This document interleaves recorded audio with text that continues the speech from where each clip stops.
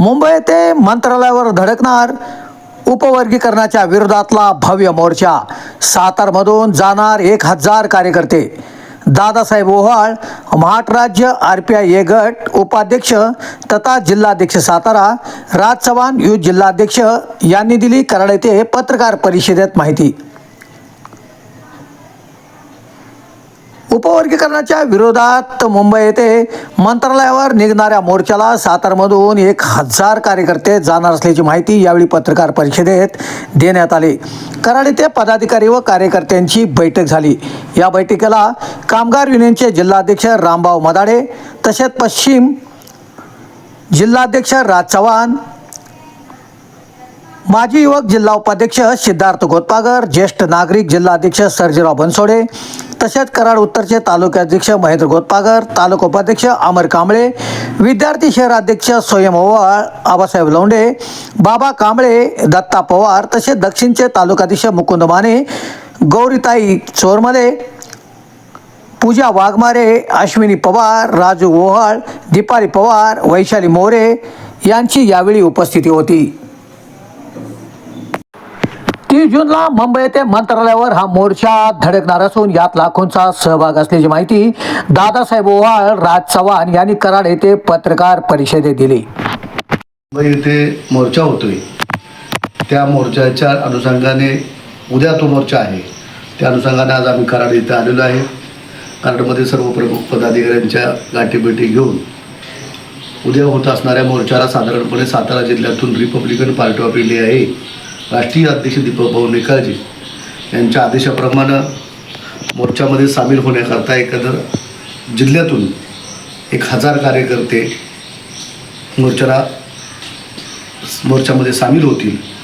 त्याच अनुषंगाने मोर्चामध्ये काही जणांनी वैयक्तिक गाड्या केलेल्या आहेत, त्या काहींनी STने बसने येणार आहेत. अशा पद्धतीनं पुढे रेल्वेने येत आहेत. अशा पद्धतीने कार्यक्रमाचे नियोजन झालेलं आहे.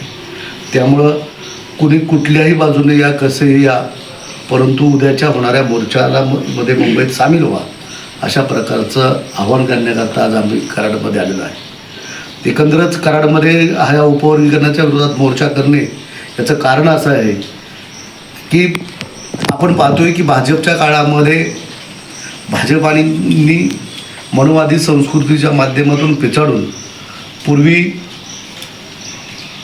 हिंदू आणि मुस्लिम यांच्यामध्ये वाद लावला. त्यानंतर आपण बघतोय मागच्या 4 वर्षामध्ये सातत्यानं OBC आणि मराठा समाजामध्ये वाद लावून आंदोलन मोर्चे झाले. महाराष्ट्र ढवळत ठेवला आणि त्यानंतर आता SCचं उपवर्गीकरण करण्यासाठी जो कलह माजलेला आहे त्याला सुद्धा भाजपचीच देण आहे. त्याच्यामध्ये काही मातंग समाजाचे कार्यकर्ते बळी पडलेले आहेत, काही नेते बळी पडलेले आहेत, काही संघटना बळी पडलेले आहेत. संपूर्ण मातंग समाज अजिबात बळी पडलेला नाही. परंतु त्या बळी पडलेल्याला आम्हाला सांगावं असं वाटतंय की बाबासाहेब आंबेडकरांनी SC जातीचं आरक्षण हे अनटचेबल केलं होतं. बाबासाहेबांना माहिती होतं की महार, मांग, चांभार, कुंभार, ढोर हे कधीही एकत्र येणार नाहीत, म्हणून त्यांना एका प्रवर्गामध्ये घेतलं आणि SCमध्ये घेऊन त्यांना एकत्र आणलं. परंतु एकत्र आणल्यानंतर अनटचेबल केल्यानंतर त्याच्यामध्ये कुणी जाऊ शकत नाही हे भाजपच्या सरकारला माहिती आहे, राज्य सरकारला माहिती आहे, केंद्र सरकारला माहिती आहे. पण त्याच्यामधनं बाहेर पडू शकतं हे माहिती आहे. त्यामुळे त्यांनी ब-क-ड 12 कडे म्हणायला सुरुवात केली आहे. एकंदर 59 जाती आहेत त्या. मग ब-क-ड करताना अ2, अ2, ब2, क2 करणार आहे का? आणि क2 केलं, ब केलं तरी आपल्याकडे 27-26 अक्षराचं मूळ अक्षर असणारे आणि 59 जाती असणारे तुम्ही अबकडं टिबल करणार आहे का? याला त्यामुळेच आमचा विरोध आहे.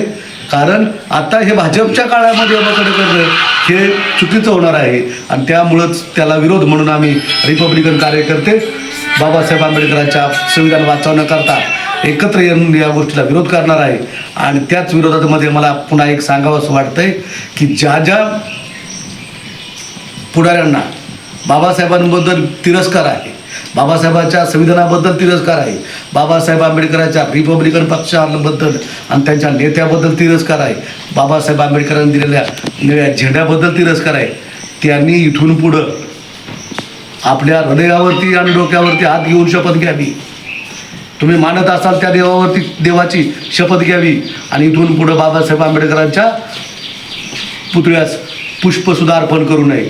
आणि जे पुढारी बाबासाहेब आंबेडकरांना विरोध करतात आणि तेच पुढारी जर उद्या बाबासाहेब आंबेडकरांच्या पुतळ्याला कुठं हार घालायला आले तर रिपब्लिकन पक्षाचे कार्यकर्ते बाबासाहेब आंबेडकरांचा दुग्धाभिषेक करतील. कारण तुम्ही किती जरी शुद्ध असला तरी आमच्यासाठी तुम्ही अपवित्र आहे. कारण ज्यांनी बाबासाहेबांचा तिरस्कार केला ते आमचे विरोधक आहेत एवढं मात्र निश्चित.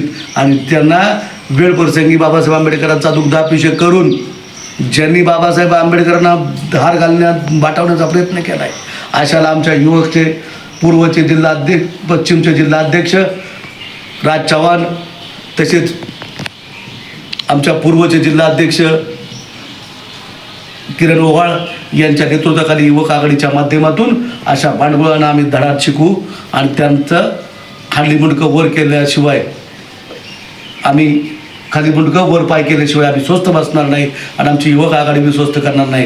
कारण बाबासाहेबांचा अपमान हा संविधानाचा अपमान आहे आणि संविधानाचा अपमानाने रिपब्लिकन पक्षाचे कार्यकर्ते कदापि खपून घेणार नाहीत एवढं मात्र निश्चित. साहेब, हा जो मोर्चा आहे तो कोणत्या ठिकाणी मुंबईमध्ये होतोय, त्याचं नेतृत्व कोण करणार आहे, काय मागणी आहे तुमच्या ते? मुंबईमध्ये हा जो मोर्चा होतोय तो मुंबईचा मोर्चा मरीन ड्राईव्ह सुरुवात होतोय. तो मोर्चा डायरेक्ट मंत्रालयात धडकणार आहे आणि त्या मंत्रालयात धडकल्यानंतर त्या मोर्चाचे नेतृत्व सर्वच आंबेडकरी अनुयायी करतात. त्याच्यामध्ये आंबेडकर घराण्याच्या नेतृत्वाखाली हा मोर्चा होतो. त्याच्यामध्ये आनंदराज आंबेडकर, भीमराव आंबेडकर, त्यानंतर रिपब्लिकन नेते आमचे दीपक भाऊ निकालजे, त्यानंतर जोगेंद्र कवाडे, त्यानंतर सोशलिस्ट पार्टीचे सुरेश माने सर, असे असंख्य नेते मंडळी म्हणजे जे रिपब्लिकन विचारधारेचे आहेत, संविधानाला मानणारे आहेत ते या मोर्चामध्ये सामील झालेले आहेत आपापल्या पक्षाच्या कार्यकर्त्यांसह.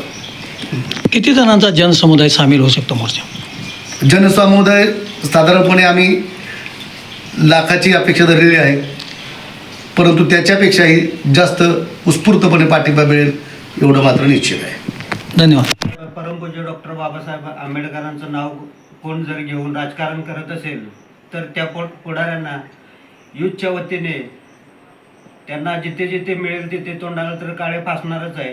पण असं राजकारण करणाऱ्यांना आम्ही यापुढे कदापि रिपब्लिकन पार्टी ऑफ इंडिया ये राष्ट्रीय अध्यक्ष दीपकभाऊ निकाळजे, तसेच आमचे महाराष्ट्राचे महासचिव दादासाहेब ओवाळ, तसेच जिल्हाध्यक्ष मदन कंकाळ बापू यांच्या वतीने आम्ही त्यांना कुठेही असे जर कृत्य केल्यास कदापि माफ करणार नाही.